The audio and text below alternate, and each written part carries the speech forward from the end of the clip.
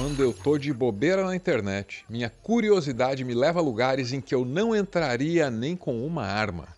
E é sempre um perigo, porque uma curiosidade leva a outra. Por exemplo, se a gente quer saber como os militares dos Estados Unidos influenciam os filmes de Hollywood que a gente assiste, um bom lugar para começar é o site oficial do Departamento de Defesa deles. Tá lá.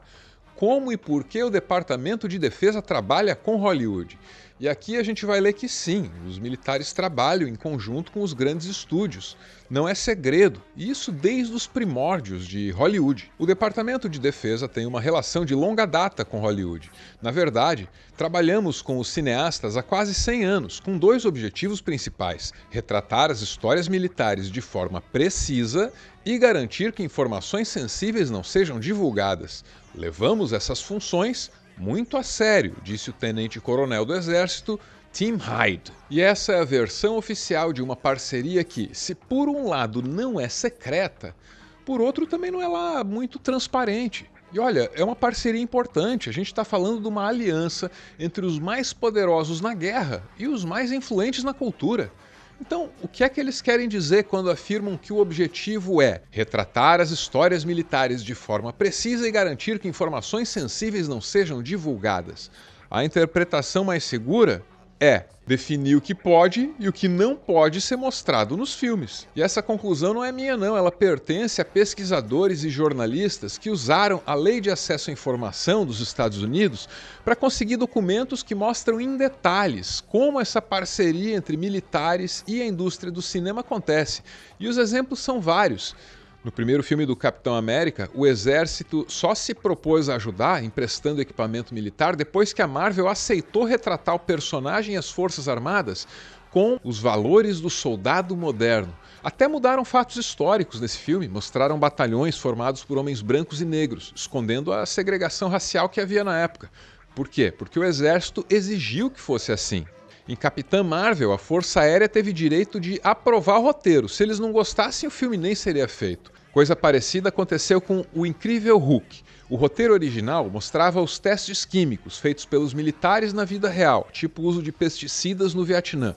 Aí o exército mandou cortar tudo isso. No filme Godzilla, de 1998, havia um personagem militar lá que era um fracassado. Foi reescrito, virou um pai de família muito simpático. Por quê? Porque o Pentágono exigiu que fosse assim. Mas nada supera o estranho caso de Jurassic Park 3. O filme que teve o final reescrito por consultores militares. Esse é brabo. Eu sou Arvro e esse é o meu textão sobre propaganda. Propaganda. Propaganda. Propaganda. Propaganda. Durante muito tempo, Jurassic Park 3 foi um mistério. Desde que foi lançado em 2001, os fãs debatem o jeito esquisito como esse filme acaba. Como é comum em Jurassic Park, a gente passa o filme inteiro acompanhando a luta pela sobrevivência de um grupo de seres humanos num ambiente dominado por dinossauros. Até aí nada demais. Acontece que todo o roteiro, todo o desenvolvimento da trama e dos personagens simplesmente perde qualquer importância nos últimos minutos do filme. Porque no finalzinho do filme, o exército americano aparece e salva todo mundo numa praia. É uma cena que para muita gente parece completamente deslocada do resto do filme. Até hoje, os fãs debatem pelos fóruns da vida se essa cena se encaixa no conceito de Deus Ex Machina.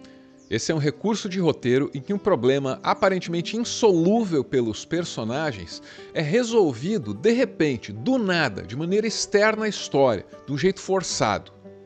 E esse termo Deus Ex Machina vem do teatro grego antigo, em que às vezes um deus era baixado ao palco por uma máquina, com cordas e roldanas para resolver o enredo. Então se o roteirista cria contra os personagens dele uma ameaça que esses personagens não podem superar, ele se resolve assim: baixa um deus aí. O deus tem poderes que esses personagens não têm. E em Jurassic Park 3, os militares seriam então esse deus aí, que baixa quase que por acaso na ilha e termina a história do filme assim. do nada. E por que esse filme acaba desse jeito? Aqui a gente recorre a esse livro, Cinema de Segurança Nacional. Os autores conseguiram, pela Lei de Acesso à Informação, os documentos que mostram como o Departamento de Defesa atuou com os produtores. E a história aí é a seguinte: os produtores de Jurassic Park 3 procuraram o Pentágono para pedir emprestado uns aviões, uns caças, A-10 Thunderbolt, era o que eles queriam.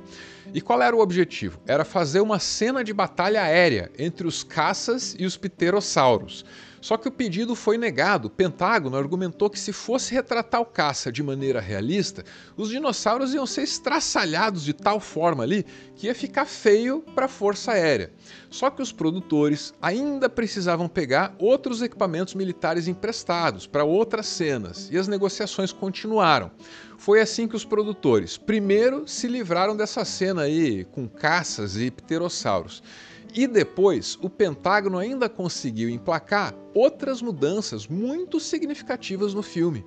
Uma delas foi retirar do roteiro um personagem militar malvadão. Era um major que abusava do próprio poder e parecia que mandava mais que o presidente dos Estados Unidos. O Pentágono sugeriu que esse personagem fosse transformado de militar para assessor científico do presidente, porque assim ele não usaria uma farda e não queimaria a reputação do uniforme. E outra mudança foi justamente a do final, que entrou para a história do cinema como um exemplo de Deus Ex Machina. O final foi reescrito por encomenda do Pentágono, e a solicitação da cena vem numa frase muito singela. Eles pediram que o final do filme tivesse um resgate militar bacana, tradução livre, muito livre e por minha conta. E essas alterações todas, elas teriam dificultado a vida dos produtores e dos roteiristas, porque o filme continuou sofrendo alterações exigidas por gente de fora até o último minuto. Coisas parecidas aconteceram com muitos outros filmes. Lembre que o próprio Departamento de Defesa dos Estados Unidos reconhece que essa parceria, essa consultoria com os estúdios, isso já vem há pelo menos um século. E, em geral, essas consultorias seguem os mesmos moldes. Eles emprestam os tanques, os caças, os helicópteros, às vezes até financiam parte do filme. Mas, em troca, eles exigem aquelas duas coisas que a gente mencionou antes: retratar as histórias militares de maneira precisa e garantir que informações sensíveis não sejam divulgadas. Acontece que aquilo que os militares dos Estados Unidos consideram preciso, às vezes é digno de algum debate. Para entender isso, basta olhar para uma outra mídia na qual os militares também têm atuado: o videogame. O exército dos Estados Unidos simplesmente ama a série Call of Duty. Documentos internos mostram que milhões e milhões de dólares já foram gastos para contratar streamers para jogar esse jogo. E o próprio exército enxerga no jogo uma ferramenta de marketing muito útil para vários propósitos, incluindo o recrutamento. Agora dá uma olhada nas histórias que a série Call of Duty conta e me diz o que você acha, vai. Em Cold War, o Ronald Reagan aparece no jogo defendendo operações militares ilegais como se fossem moralmente corretas. Ou então Black Ops. Esse jogo transforma um programa de controle mental da CIA, o MK Ultra, numa história de heróis. Na realidade, esse programa aí cometeu violações gravíssimas contra os direitos dos próprios americanos, testou drogas perigosas em hospitais e sem que os pacientes soubessem. Isso fica fora do jogo. Black Ops 2, sabidamente, teve consultoria do tenente-coronel Oliver North, o cara que armou grupos paramilitares na Nicarágua, uma história violentíssima. Se você conhece o jogo, você vai notar a influência dele. Call of Duty Modern Warfare reconta a guerra do Iraque, só que inventa que o ditador tinha armas nucleares, ao contrário da realidade. Tem o massacre da Estrada da Morte. Nesse episódio aí, soldados dos Estados Unidos mataram civis iraquianos, barbarizaram geral. Mas no jogo, quem fez isso foram os russos. Para funcionar direito, a propaganda inserida num jogo ou num filme tem que ser sutil, tem que se misturar ao entretenimento sem se fazer notar. E a gente tem que ser justo com o pessoal do Departamento de Defesa dos Estados Unidos. Normalmente, eles conseguem. Mas na série Call of Duty fica faltando essa sutileza, essa delicadeza com a mensagem da propaganda. Porque os jogos da série reescrevem a história para justificar as ações militares dos Estados Unidos de maneira muito direta, muito bruta. E nunca é a versão mais precisa da história, como disseram os militares naquele comunicado. É uma versão mais conveniente da história. Para resumir, é propaganda, mas se a gente consegue notar que é propaganda, aí falhou.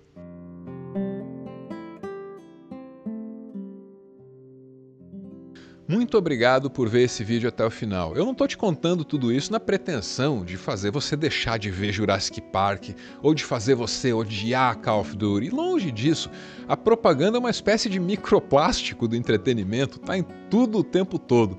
Minha única intenção aqui, e se eu tiver alguma intenção, é a de te trazer essas informações e te deixar consciente da propaganda que você está consumindo. O que você faz com essas informações é uma decisão sua, uma decisão que eu só posso aceitar e respeitar. Agora, se você decidir se inscrever aqui nesse humilde canalzinho desse aspirante a youtuber, aí é diferente. Essa é uma decisão que eu vou comemorar, vou celebrar, vou agradecer muito. Muito obrigado. Valeu!